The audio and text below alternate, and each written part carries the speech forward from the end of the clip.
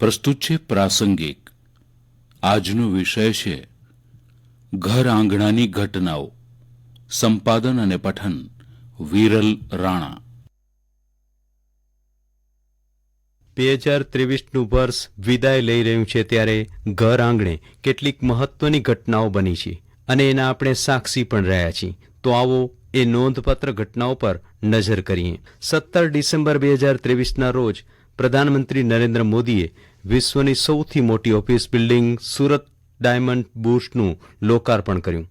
Diamond bourse આંતરરાષ્ટ્રીય diamond અને jewellery trading માટે વિશ્વનું સૌથી મોટું અને સૌથી આધુનિક કેન્દ્ર છે. સુરત ડાયમંડ બુર્સ બિલ્ડિંગ વિશ્વની સૌથી મોટી ઓફિસ સંકુલ 67 લાખ ચોરસ ફૂટથી વધારે વિસ્તારમાં ફેલાયેલું છે, જેમાં અંદાજે 4500 ડાયમંડ ટ્રેડિંગ ઓફિસ આવેલી છે. આ વિશાળ ઇમારત ડ્રીમ સિટીની અંદર 35.54 એકર જમીન પર બનેલી છે, જેમાં 300 ચોરસ ફૂટથી 1 લાખ ચોરસ ફૂટ સુધીની ઓફિસો સાથે 15 માળના 9 ટાવર આવેલા છે. 13 સપ્ટેમ્બરે મળનારા ગુજરાત વિધાનસભાના સત્ર પહેલા 12 સપ્ટેમ્બરે વિધાનસભાનું લોન્ચિંગ કરવામાં આવ્યું હતું. આ સાથે જ વિધાનસભાની કામગીરી પેપરલેસ બની ગઈ છે. ગુજરાત વિધાનસભાની કામગીરી હવે ઓનલાઈન બની ગઈ છે. તો બિપરજોય વાવાઝોડાએ વર્ષ 2023ના જૂન મહિનાની શરૂઆતમાં ગુજરાતમાં તબાહી મચાવી હતી. બિપરજોય વર્ષ 1977 પછી ઉત્તર હિન્દ મહાસાગરમાં સૌથી લાંબુ સક્રિય વાવાઝોડું રહ્યું હતું. બિપરજોય માત્ર ભારત જ નહીં, પાકિસ્તાનને પણ અસર કરી હતી.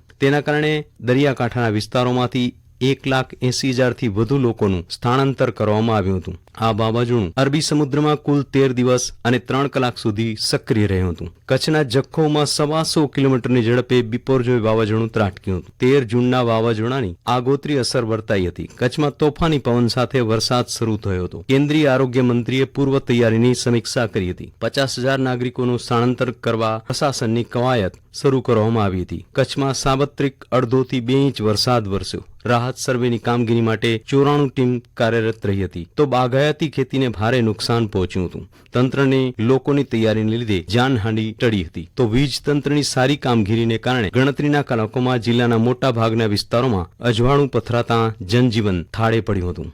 ભારત સરકારની સ્વદેશ દર્શન હેરિટેજ યોજનામાં ધોળાવીરાનો સમાવેશ કરાયો. યુએનના વિશ્વ પ્રવાસન સંગઠન દ્વારા દુનિયાના 54 ગામ સાથે કચ્છના ધોરડોને શ્રેષ્ઠ પ્રવાસન ગામ જાહેર કરાયું. કેન્દ્રીય ગૃહમંત્રી અમિત શાહના હસ્તે રણ સરહદે આધુનિક વોચ ટાવરનું ઉદ્ઘાટન કરાયું. રાષ્ટ્રીય નેશનલ એવોર્ડમાં કચ્છમાં ફિલ્માવાયેલી ગુજરાતી ફિલ્મ દાળ ભાત શ્રેષ્ઠ ટૂંકી ફિલ્મ જાહેર કરવામાં આવી. તો આ વર્ષના પ્રજાસત્તાક દિને દિલ્હી ખાતે ગુજરાતની ઝાંખીમાં કચ્છના હાઇબ્રિડ રિન્યુએબલ એનર્જી પાર્ક ભાતીગળ સંસ્કૃતિ સાથેના ટેબ્લોને પીપલ ચોઇસ એવોર્ડ મળ્યો. ગાંધીનગર ખાતે G20 શિખર પરિષદમાં કાપડ પર 21 કલાકમાં 580 કલાકૃતિ કંડારી કચ્છની રોગન કલાએ વિશ્વ વિક્રમ સ્થાપ્યો. અમદાવાદની સિમ્સ હોસ્પિટલ રાજ્યમાં ફેફસાનું પ્રથમ પ્રત્યારોપણ કરી ઇતિહાસ રચ્યો. નવી શિક્ષણ નીતિ અંતર્ગત ગ્રેજ્યુએશન માટે 3 ને બદલે 4 વર્ષનો સમયગાળો નક્કી કરવામાં આવ્યો. સાળંગપુરમાં હનુમાનજીની 54 ફીટ ઊંચી પ્રતિમાનું દેશના ગૃહમંત્રી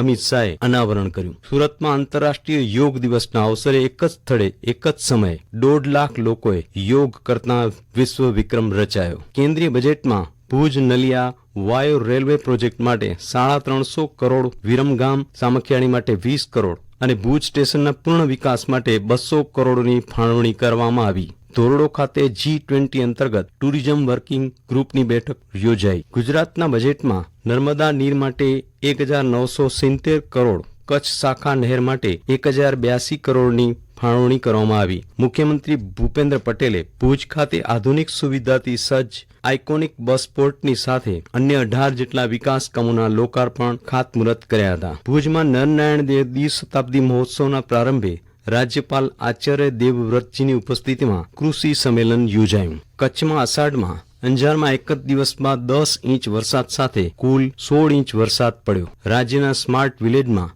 અંજાર તાલુકાના ભીમાસર ગામનો સમાવેશ કરાયો. ઘર આંગણાની ઘટનાઓ એ વિશે હમણાં જ આપ પ્રાસંગિક સાંભળી રહ્યા હતા. સંપાદન અને પઠન વિરલ રાણા.